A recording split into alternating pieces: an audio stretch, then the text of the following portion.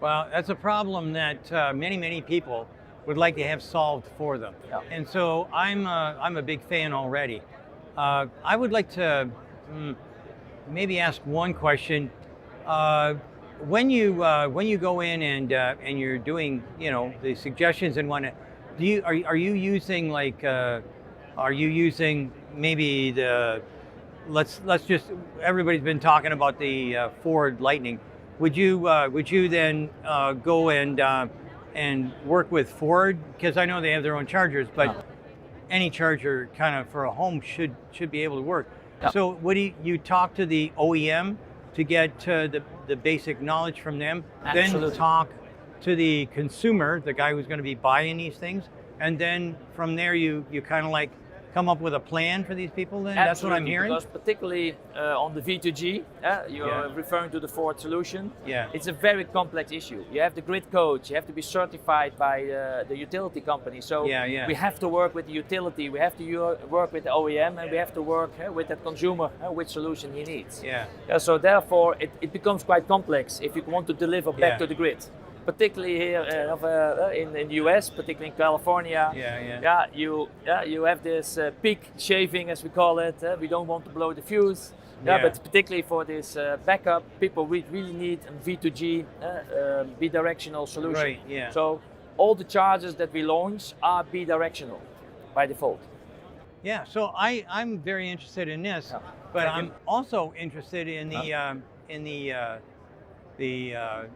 if you want to call it public charging. Mhm.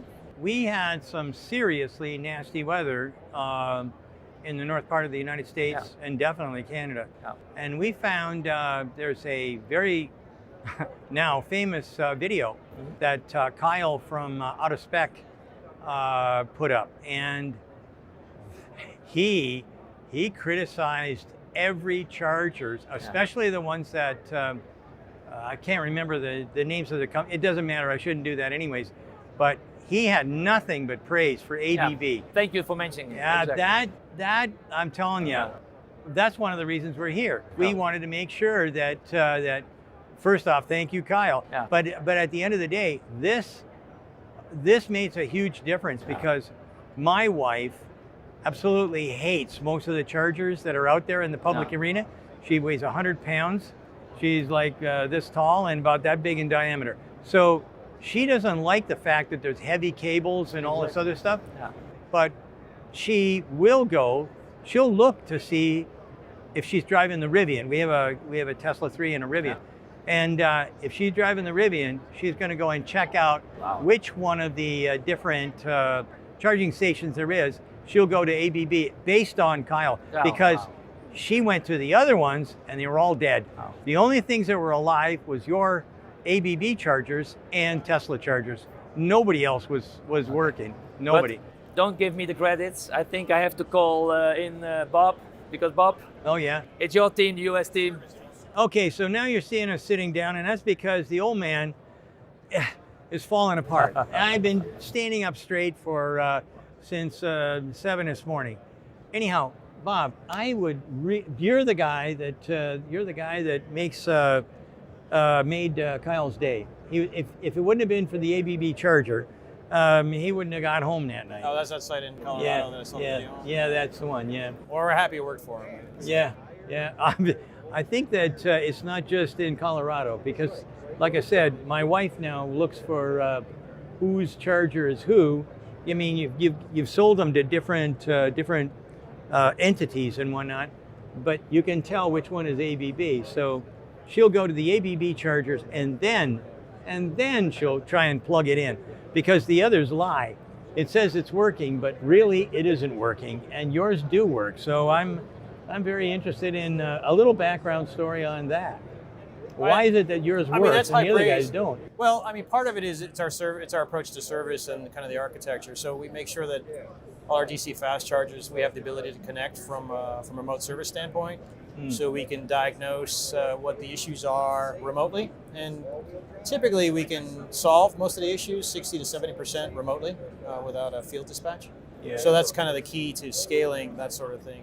Because if you can imagine, if you're going to put thousands of these things around the country, you can't just send people willy-nilly to go fix something. So the thing is, though, as soon as it seems to hit somewhere about 20 degrees or something like that, what's it, minus 20 degrees, I should say, all of a sudden, everybody else's systems die. What's yours rated for? I thought they'd be like a car. A car, if I design a car, it has to work at minus 40. What are chargers, what are they supposed to be working So my understanding, and I am an engineer, but I'm not the design engineer, the limitation is really so it depends if you talk about cooled cables or non-cooled cables, but it's really about the thermal limitations on the cables. So the power electronics are fine because you can always put in a space heater if it's needed for the climate.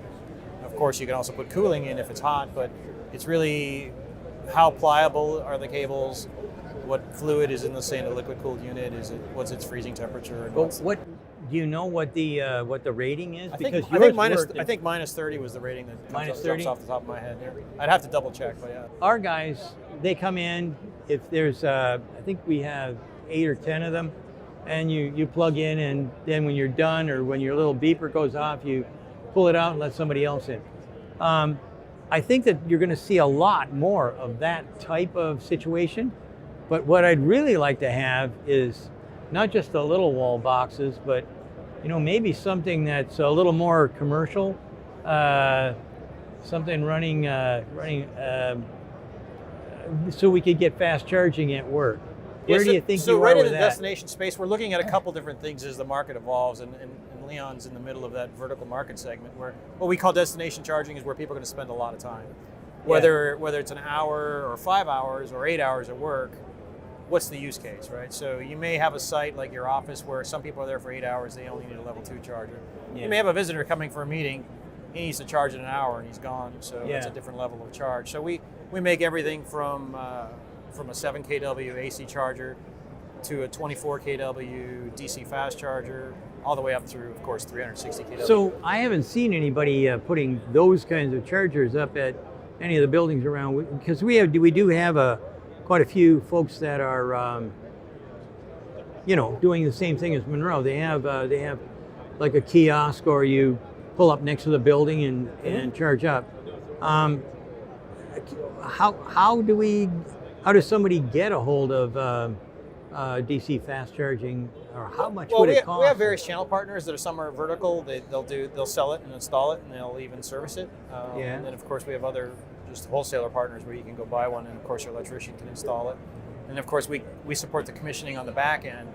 But the 20 kW DC wall boxes, as we call them, they've really been flying off the shelf going to dealerships as they prepare to scale, because they may not have a great infrastructure big enough to support a large, but they still need to charge a vehicle, either in the shop or in front of house, right? And they want to support customers as they come in. So it's kind of the starting point for people who don't have a connection to take on a big charger. So we've talked about home charging, and then we've talked about fast charging for the public. Yep. And now what I'd like to do is have you give us a little bit of an introduction of what's going on with the big trucks and stuff like that. High voltage, fast charging. Yeah, sure. So to start off, I think that the truck and transit segment is really impactful.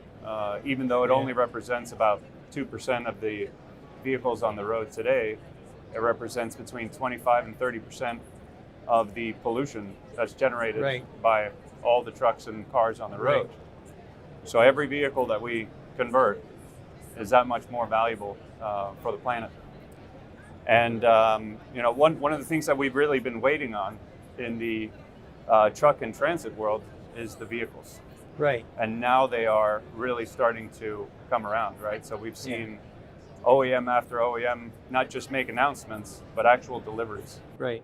And so the amount of attention and interest from the fleet segment is picking up tremendously. And it's a very different segment. And the needs from a consumer perspective are light years away from what fleet and transit need. And so we are, just like you see here with the home features, the customer experience, right? So encompassing hardware and software is at the heart of creating a solution that fits into the fleet space. So we talk about the fleet space now. Currently, so for a while I was driving truck, and I know that I was driving truck in Canada, so Husky stations are really popular. So you drive in and you can gas up, fuel up, because mostly it's not gas, it's diesel, and or you can just drop the truck off. Somebody else will take care of it. But what are you doing then with big trucks? Are you going to put them in those types of stations, or how are you making that work out? What kind of? So that's one of the similarities that we see between personal vehicles and trucks. Most of the charging is going to be done at the home base. There are obviously tons of trucks and tractors that go over the road that need chargers at the truck stops as well. And it's going to be an evolution. So the vehicles will begin also in return to base type operations where it's very easy to electrify the customer's facility. And then eventually we'll evolve just like we did with from home charging to destination charging, where truck stops of all brands will start to electrify their facilities.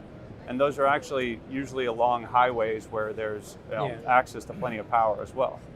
Thank you all for giving me this wonderful experience at ABB.